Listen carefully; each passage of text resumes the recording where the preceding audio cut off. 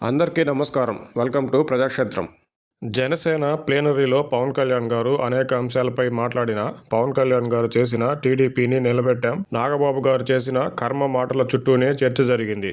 4 దశాబ్దాల టీడీపీని నిలబెట్టామనే మాటతో సహజంగానే టీడీపీ శ్రేణులు ఈ వ్యాఖ్యలపై కౌంటర్లు ఇస్తున్నారు. జనసేనతో పొత్తు లేకుండా ఉండుంటే టీడీపీ అధికారంలోకి వచ్చేదా? టీడీపీతో పొత్తు లేకుంటే జనసేన ఖాతా తెరిచేదా అనే ప్రశ్నలను అధికారంలోకి వచ్చాక వేసుకోవడం వృధానే అవుతుంది. వైసీపీ వ్యతిరేక ఓటు చీలకూడదనే మొదటి ప్రకటన మొదలు టీడీపీ జనసేన పార్టీల శ్రేణులను పొత్తుకు సిద్ధమయ్యేలా చేయడం, కూటమి ఏర్పాటు, బీజేపీని ఒప్పించడం ఇలా అనేక అంశాలలో పవన్ కళ్యాణ్ గారిదే కీలక పాత్ర.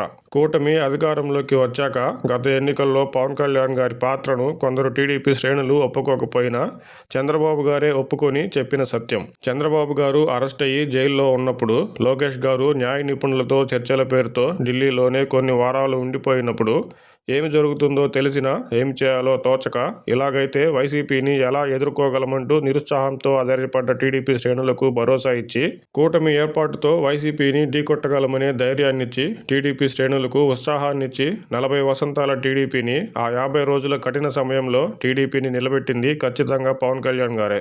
అందుకు అప్పట్లో టీడీపీ శ్రేణులు పవన్ కళ్యాణ్ గారికి చేసిన పాలాభిషేకాలే నిదర్శనం.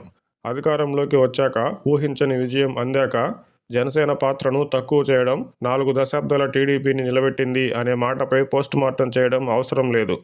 టీడీపీ జనసేన పొత్తుతో గతంలో ఓడి గెలిచిన నేతలు జనసేనలో మాత్రమే లేరని గ్రహించాలి. జనసేన టీడీపీ పొత్తుతో ఇరు పార్టీలకు లాభం జరిగిందని, ఇరు పార్టీల నేతల గెలుపునకు దోహదపడిందని, బీజేపీని సైతం కూటమిలో కలుపుకోవడంతో రాష్ట్రానికి మేలు జరుగుతున్నది ఇరు పార్టీల శ్రేణులు, నాయకులు మర్చిపోకూడదు.